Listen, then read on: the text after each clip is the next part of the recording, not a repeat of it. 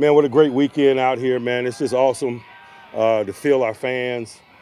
Getting back to football is a beautiful thing, and their presence is a component of it. We just appreciate this atmosphere. It's a great atmosphere to work in and get better and compete, particularly for the new Steelers, man. Not only the guys that are transitioning to professional ball, but we got a lot of veteran guys that are new to us, and this is their first exposure to the type of support that is Steeler Nation. And so I'd be remiss if I didn't acknowledge that, man. We just had a beautiful day today. From a health standpoint, starting to work Russ back, man. He got some individual work. We'll continue to do the same. Again, it's me. I'm proceeding with extreme caution, man, because we're afforded that this time of year. And particularly because I'm just getting to know him. And so when you don't have a background or relationship with somebody, man, when you're in my position, it's just prudent when given an opportunity to kind of be a little bit cautious to make sure a small problem doesn't become a big one. Rodney Williams fell on his shoulder, looks like an AC joint. Usually those are characterized as a number of days, but we'll get that definitively here, and maybe I'll have a little bit more information in the next couple of days or so. The rest are just kind of bumps and bruises associated with play, maybe some fatigue as we get acclimated and get in football conditioning. Nothing that's going to slow the train down. I'll pause and open up for questions.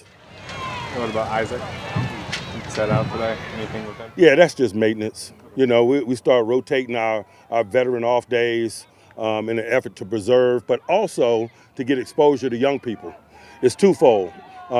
You'll see Cam and TJ and others who've been at it a while and are familiar with this environment get some days off, and it's about preserving them, giving them what they need to be ready. And quite frankly, sometimes experienced guys need less than others, but also providing an opportunity for the young guys to get additional reps and elevated reps against more experienced competition in some instances.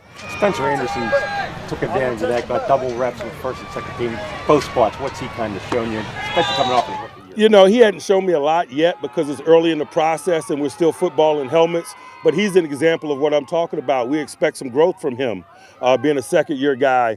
And so Isaac having a day off allows him to work on his skills and display his skills. What do you expect from a guy like George, third year, and just his role in the offense too for this year? You know, I think that's why we're here. I think we're all carving out our roles and developing our roles specifically. Obviously, from a George perspective, he's got some unique talent, and we just want that to show up extremely consistently. Mike, you guys honored Jason Gilden today. Just your thoughts on him as a player, and maybe just the history of that position and this team. Is there a through line there, some kind of connection? How so many?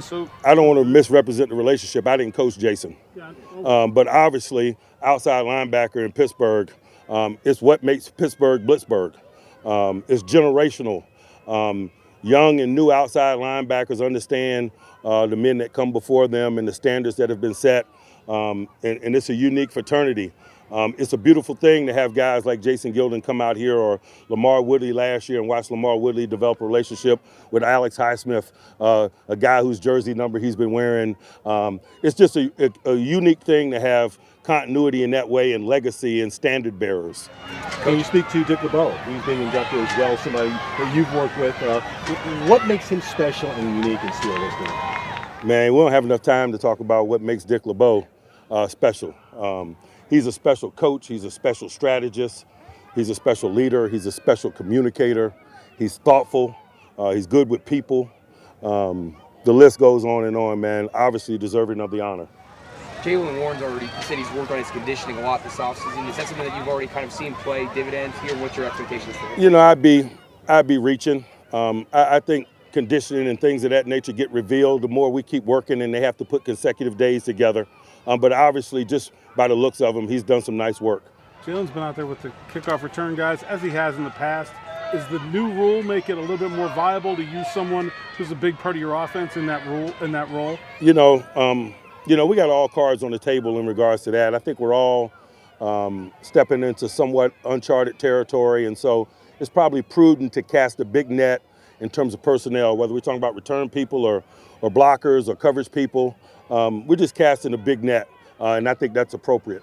Mike, in general, on the kickoff rule, obviously you have great first-hand insight into the formulation of the rule, but the competitive part of it, as you said, do you feel like you have a handle now on the things you're going to try to do and things that will be done to you, or is that still the great I think unknown? Anybody that's saying they got a handle on it is probably lying or naive, man.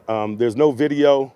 all we have is words on the page. I think that's a component of it that makes it exciting. There's going to be some anxiety among my peers regarding these concepts, man, until we get some video on it. I'd imagine there's a lot of guys in my position going to be watching a Hall of Fame game to see what some of it looks like.